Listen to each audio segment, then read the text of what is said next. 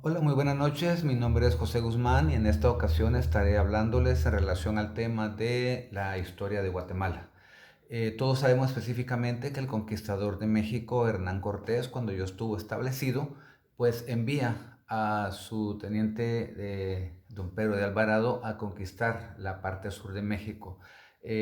Por los guías que él tenía, que eran comerciantes que venían caminando desde miles de años antes, pues por toda la región mesoamericana, pues conocían perfectamente toda la ruta de comercio. Ellos lo guiaron específicamente por la parte sur y de la zona del Soconusco ingresaron a lo que hoy es el territorio guatemalteco, específicamente a Quetzaltenango. Ahí tuvieron las primeras batallas con los indios quichés, establecieron su primera iglesia, ¿verdad? Como su primer campamento, ¿verdad? La iglesia la conquistadora es que nos toca o nos queda, mejor dicho así, como un vestigio de estas primeras incidencias. Posteriormente, Pedro de Alvarado continúa hacia la parte sur, sube hacia lo que es la parte de Sololá y alrededor de esta área del lago de Atitlán, pues sube hacia la parte de Tecpan, ahí específicamente en el reino de Izimché. Funda la primera, lo que va a ser la primera capital de Guatemala, por ciertos movimientos telúricos que hubieron y algunos movimientos especiales de historia, pues trasladan la ciudad hacia el Valle de Almolonga. Ahí pues lastimosamente la ciudad tuvo una destrucción, el volcán hace erupción, inunda la ciudad y hay necesidad de trasladar la ciudad hacia el Valle de Panchoy. El Valle de Panchoy igualmente pues nace la ciudad de Santiago de los Caballeros de Guatemala, que durante su época pues tuvo un gran apogeo excelente a nivel de arquitectura, a nivel de artes, a nivel de promoción y política. Definitivamente fue una de las tres ciudades más importantes de la colonia en el continente americano. Desafortunadamente también hubieron muchos movimientos telúricos que lastimosamente destruyeron la ciudad. Hubieron muchos daños también igualmente y hubo necesidad de moverla hacia su actual sitio, lo que es el Valle de Guatemala de la Asunción. Allí igualmente pues se establece la ciudad en su cuarta ubicación y es donde actualmente se encuentra.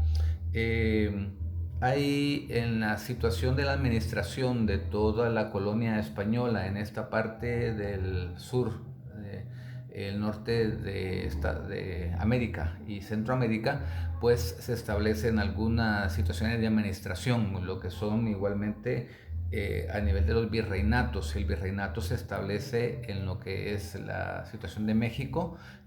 Posteriormente, acá en Guatemala se establece la Capitanía General que administra toda la parte del Istmo Centroamericano y dentro del virreinato, en la Capitanía General, se establecen varios corregimientos.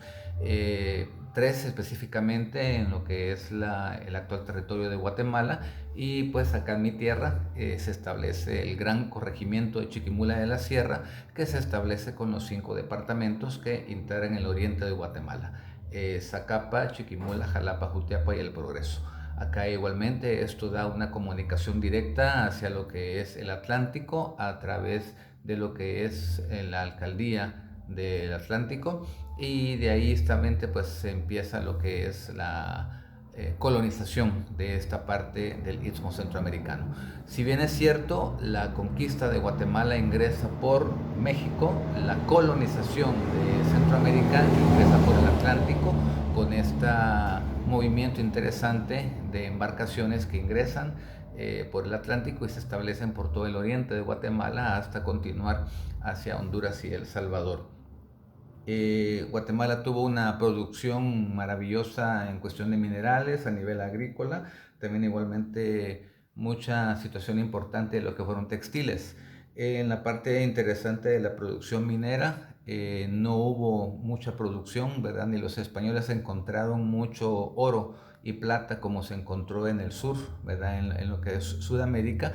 Específicamente aquí en Guatemala sí hubieron dos yacimientos de oro, uno en Huehuetenango y el otro en Chiquimula, específicamente en lo que es el municipio de Concepción Las Minas. Por eso precisamente se llama así mismo, ¿verdad? Por las minas de oro que se establecieron en Concepción. En esta parte interesante, también en lo que son la Sierra de las Minas, toda esa parte interesante de yacimientos de minerales, como lo es el mármol, como lo es el jade. No por gusto se le llamó la Sierra de las Minas, y Chiquimula, siendo la sede del corregimiento, pues se le denomina como el corregimiento de Chiquimula de la Sierra. En esta parte interesante también, Guatemala empieza a ser productora de muchos productos agrícolas que definitivamente le dan la base de producción a nivel de toda la región centroamericana. Precisamente lo que es el cacao, la producción del añil, también igualmente la introducción de la caña de azúcar, que también fueron trabajadas en la parte del sur, lo que hoy es Escuintla, y en el norte lo que fueron las Verapaces. Para este proceso fue necesaria la traída de esclavos negros de España, puesto que en España ya existía el movimiento de esclavitud, ¿verdad? Que eran traídos desde África, y a través de embarcaciones pues fueron trayendo esta población negra que trabajaron en las grandes siembras, en los cultivos de caña y algodón específicamente. Cierta de las embarcaciones se hunde en lo que es la isla de San Vincent, ahí se mezclan con los Garinagu, y posteriormente pues esta población interesante se moviliza hacia lo que es la parte del Atlántico de Belice, Guatemala, Honduras y Nicaragua, y forma lo que es el cuarto pueblo que reconocemos en Guatemala, como lo es los garífunas. La parte interesante de lo que son los pueblos, definitivamente se establece como un 60% de la población guatemalteca, que lo que son los indígenas, descendientes de la población maya, y en 22 pueblos diversos, cada uno con su estructura especial. Hablamos ya también igualmente de los garífunas, que se establecen en la parte de la costa atlántica. Los xincas, descendientes de la parte olmeca, se establecen en la parte sur, colindando con Santa Rosa y Jutiapa. Y los ladinos, que definitivamente pues son una mezcla interesante entre los indígenas y también la parte española, que se establece en diferentes puntos del país. Una parte interesante también es de que la parte del pueblo colonizador español, pues no todos se quisieron enlazar, ¿verdad? A nivel de las razas indígenas locales que vivían acá. Algunos traían la oportunidad pues de desposarse con mujeres u hombres específicamente de España, que venían hacia la población y colonización del nuevo territorio, pero los personas ya nacidas en Guatemala, o al menos traídas con 10 años de edad, pues se reconocieron como criollos. Los criollos entonces eran directos españoles o hijos de españoles nacidos acá en Guatemala. Esta parte interesante dio la propuesta para empezar a conocer toda esa diversidad multicultural y pluricultural que hoy mismo reconoce a nuestro país, Guatemala. Pasando de los últimos años de la época colonial, pues ya empiezan algunos tiras y encoges en la situación de pertenecer como colonia a España. Se empiezan a conocer algunos movimientos de independencia, tanto en Estados Unidos como en México, igualmente también en la parte del sur, Suramérica, y acá en Guatemala la parte de los criollos pues empiezan a hacer ese movimiento interesante de independizarse.